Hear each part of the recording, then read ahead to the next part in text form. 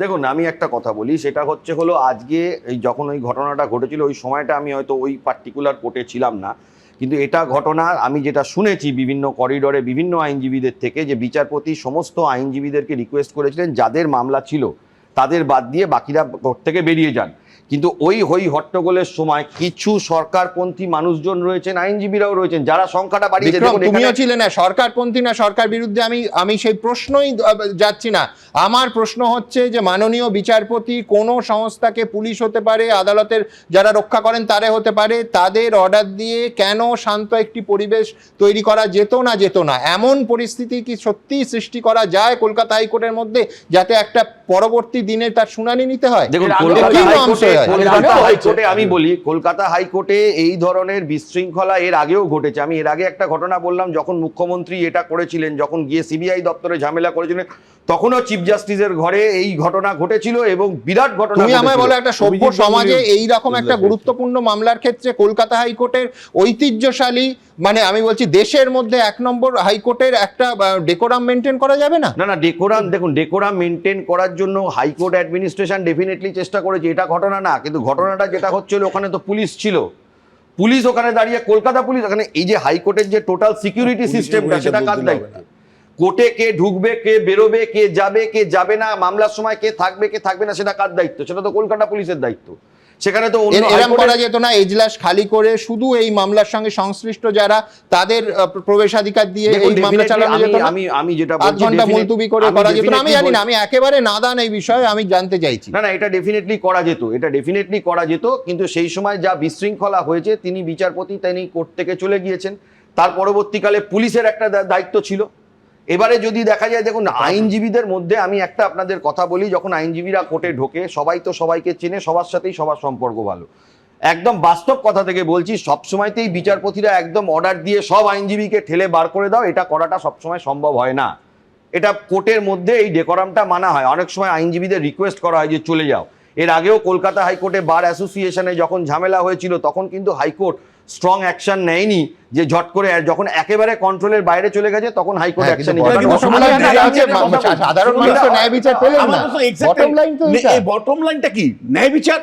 গতকাল এত বড় একটা ঘটনা হলো, তার শুনানি হবে এবং সেই শুনানির দিকে মানুষ তাকিয়েছিল যে একটা ন্যায় বিচারের একটা অন্তত প্রথম পদক্ষেপ আজকে হওয়ার কথা ছিল। বিচার হলো না কেন? এজলাসের বিশৃঙ্খলা অবস্থা ছিল। আমার দুটো প্রশ্ন। দেখুন, পুলিশের বাইরেও আমার প্রশ্ন হচ্ছে, অনেক সময় তো এজলাসের ভেতরেও তো নিয়ে গিয়ে পার্টিকে নিয়ে গিয়ে আলোচনা এবং সেইখানেও বিচার হয়।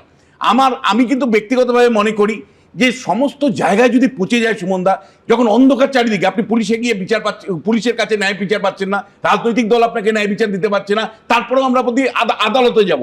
সেই আদালতে যদি আমি বিচার না পাই, তাহলে মানুষটা কোথায় যাবে আপনি বলতে পারেন? কোথায় যাবে মানুষ যদি দিনের পর দিন যদি? আমি বলছি, যখন সব পচে যায়, তারপরে যখন কোর্টে গিয়ে, হাইকোর্টে গিয়ে কোনো মানুষ বিচার পায় না, তার মানে হাইকোর্টটাও পচে গেছে কি, এটা আপনি বলতে চাইছেন? আপনি একটু আগে খুব সহজে এসপির কথা বলছিলেন। আমি বলছি না, ঘরে বসে যেগুলো যত সহজে বলা যায়, বাস্তবের মাটিতে তত সহজে বলা যায় না।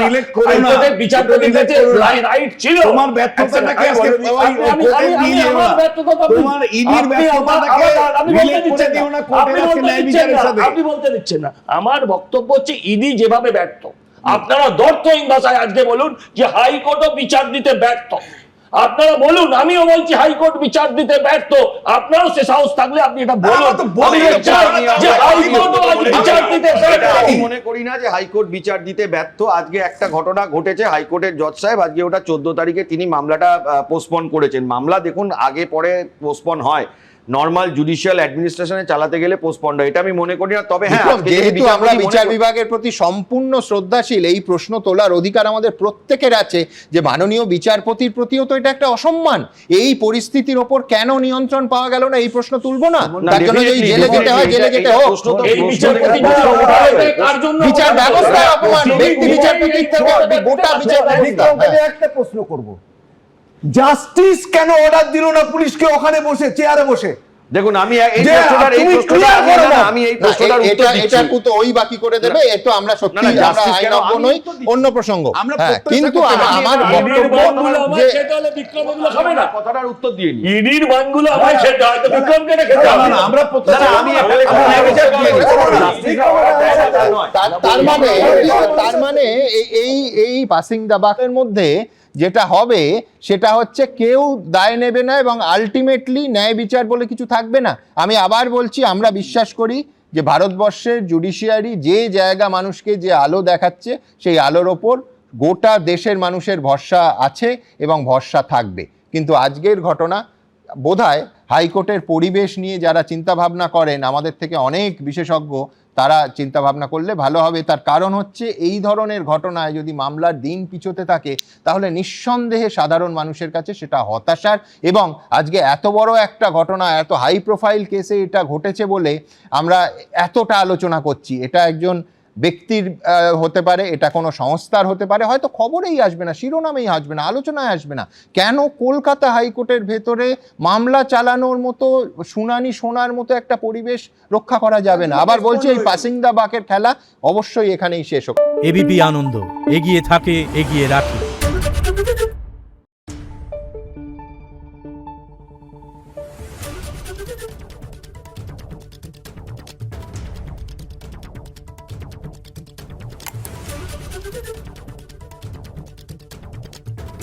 Thank you.